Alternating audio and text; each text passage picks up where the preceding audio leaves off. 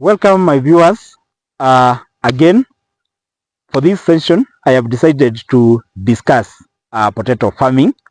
As you have noticed, I have been discussing several crops. I started with onion. We have discussed cabbage farming. We have discussed capsicum. And farmers have requested me to have a session or a discussion on potato farming, because as I always tell you that my work is just to make it simple, such that any farmer who wants to venture into farming can just watch my video and then they start going. So fortunately, I have a farmer with me here, Mr. Kamau. All I believe will be asking the areas of concern, the key areas of concern when we talk about potato farming, such that again I'm going to be relevant for each and every farmer, for each and every potato farmer. So for tuber crops, farmers need to understand that these are crops which do well where there is plenty of soil, and they need to have this in mind when they are doing the land preparation. So how is the land preparation for potato, being a tuber crop, supposed to be? For a start, first of all, if the land has what we call perennial weeds or some shrubs, that needs to be cleared. We normally recommend use of non-selective herbicides to help clear the weeds. Non-selective herbicides, these are herbicides which are not selective to any crop or any plant. Remember, even weeds, we define them as crops which are growing where they are not required.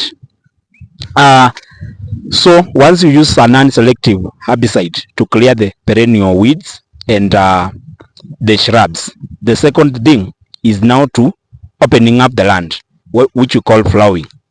For potato, if the land is virgin, or the type of land which we suspect or we anticipate to be having what we call hard pan, we normally recommend a chisel plow. A chisel plow is the type of plowing that will at least get deeper into the ground and raise the soil to the specifications or to the requirements of crops like tuber crops. If the land is normal, if it's a place where cultivation has been going on, you can use what we call moldboard plow. This is just the normal plow which we know, and normally, again, the essence is to ensure we have plenty of soil, or we are digging deeper, because as I explained when I was starting, potato being a tuber crop will do better where there is plenty of soil. Then what follows after the plowing is what we call harrowing. Harrowing is where now you make the soil fine, all the till fine. This happens where we have, of course, after plowing, or whether it's chisel or moldboard, we'll have the soil clods. So we need to break these soil clods to finer soil clods. There are two ways you can do it. One, you can just use the normal harrowing. Farmers who have been farming, they know the harrow which we normally use. Number two, there is a rotavator. A rotavator is the one now which will give that the finest. And if in case the farm happens to have what we call weeds, debris and all that, again, rotavator is able also to slice it and incorporate it in the soil. That's all about land preparation for a crop, or with the specifications of a tuber crop. We call them the pre-planting activities. It's important for farmers to understand that during land preparation or during the harrowing, that's when we also recommend the incorporation of manure. and it should be well decomposed manure. So if you have enough manure, it's highly recommended that you just broadcast before harrowing. Number 2, if you happen to have a soil test results where you are supposed to amend your soil pH. For example, in most of the potato growing areas, you realize the soil is acidic, and the soil test results there always recommend or normally recommend application of lime during the harrowing stage. That's also the opportune time to do that. Again, if you are using the powder lime, or what we call dust lime, it's important, or it's highly recommended you broadcast it just before harrowing, so that you can incorporate the lime and the manure with the soil. But the beauty of technology of agriculture advancement is that we have different technologies of lime. So even if you don't broadcast during that time, there is still an option, a lime option, which you can apply during planting. And this is mostly these are granulated limes. These ones you can just apply during planting. So I want to move to the next topic, or the next area where my farmer would like us to discuss. And back to you, Bwana Kamau. Okay, so after plowing, now I think now we just to how do you do seed selection? What exactly do you want to know about seeds, Mr. Kamau? Okay, during selection, what do you do? Where do you get the quality seeds, or do you just take any seeds? How do you identify the best quality, and for better yields? Okay, thank you. It's a very good question, and it's important I came back to you to get specifically your concerns. First of all, for potato farming, we experts we recommend quality seeds. Quality seeds. How quality, or why quality seeds? Because we need that seed to have what we call vigor. Number 2, we need the seed to be healthy, not a seed which is as what we call soil-borne pathogens like bacterial wilt, like fusarium wilt, and all that. We don't want farmers to introduce soil-borne pathogens to their farms through seed sourcing. So it's very important to source your seeds in areas or from breeders or seed merchants who are certified. And that's where now we come up with the name certified seed, which we normally recommend as experts. If you cannot get certified seed, because sometimes I understand there is a lot of shortage, we have what we call clean seed. Clean seed is basically seed from a seed multiplier. That seed multiplier can even be a farmer, a potato farmer, you have a potato farmer, but a seed that has been selected well, and a seed that lacks the diseases or the seed-borne and the soil-borne pathogens I've talked about. So about seed selection and seed identification, there are several things we normally check, or we normally consider. Number 1, the seed size. Normally farmers normally send or ask questions about how big should be the potato tuber you intend to use as a seed. We normally give a very simple explanation. It should be the size of an egg, and we all know the egg size. Why? We don't need like I have several here. This one here is a very big tuber. This one actually qualifies for the market. This is what we call a wear potato. This one is also very big.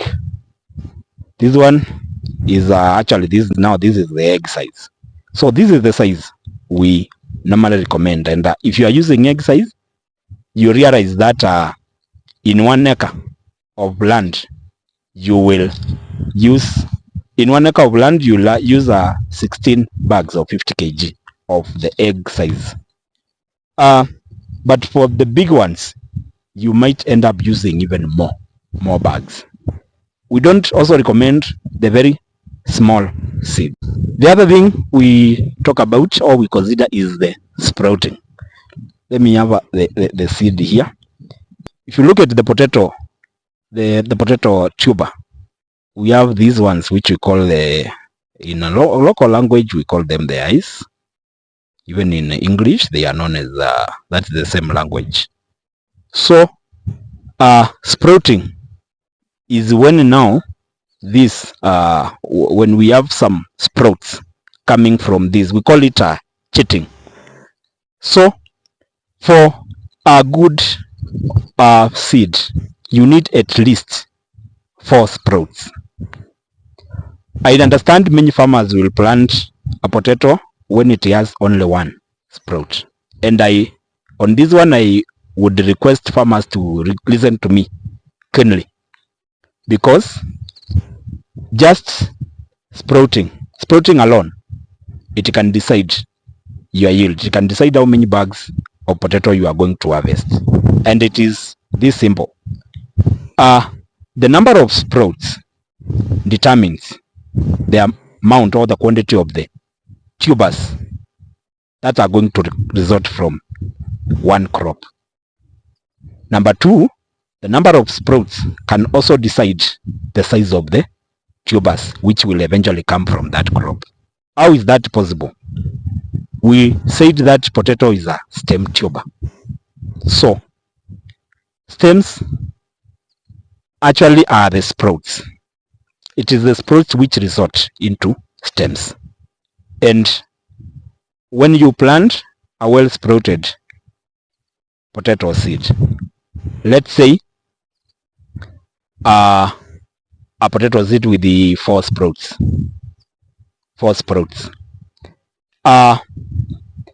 When it reaches the tuberization stage, at that time we'll be talking about 4 active stems.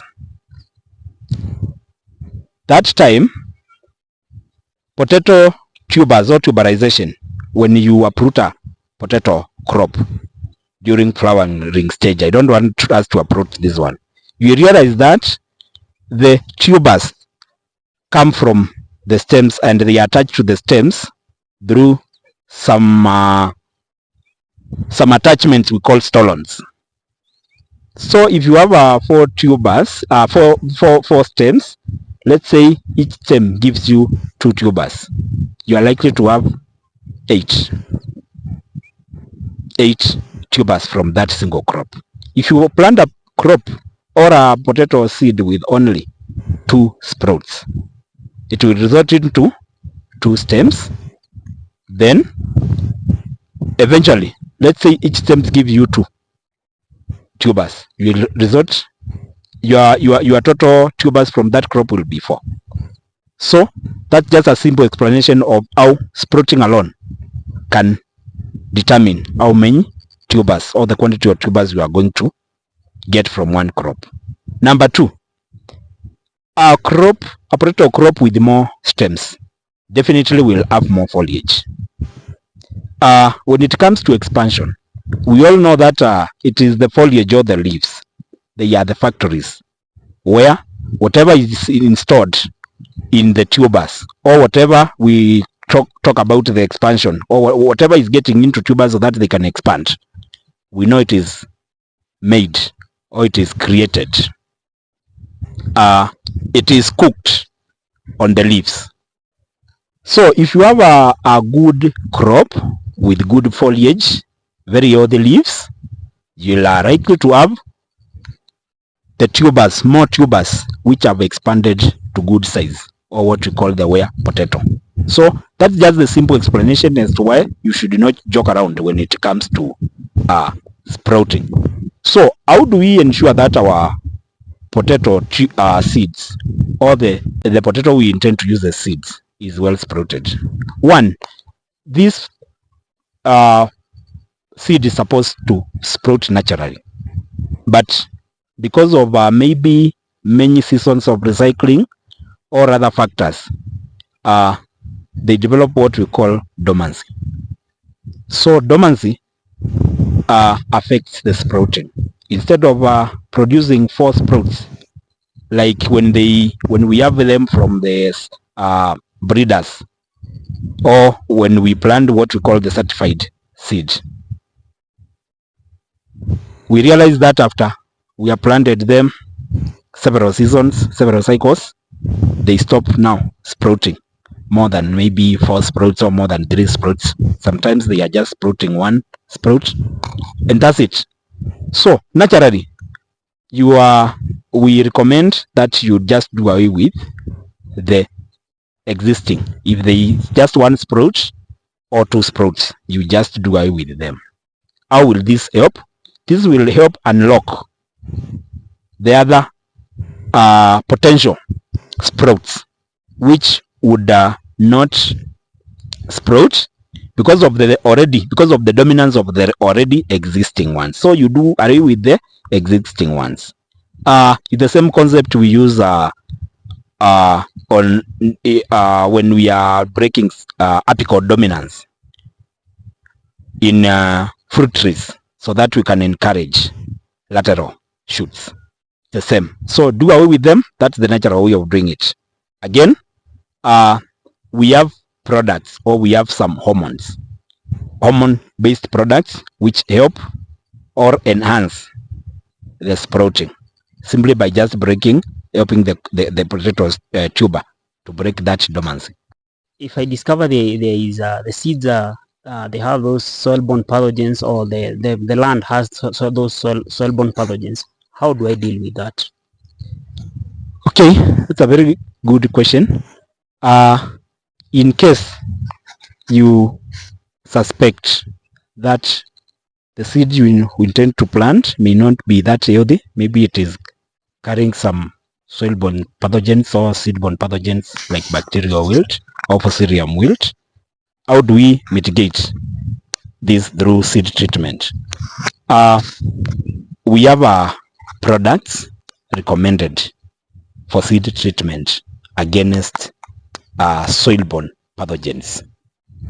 An example is a product we call Trianum, which we normally use to treat the seeds, or we spray the seeds prior to planting.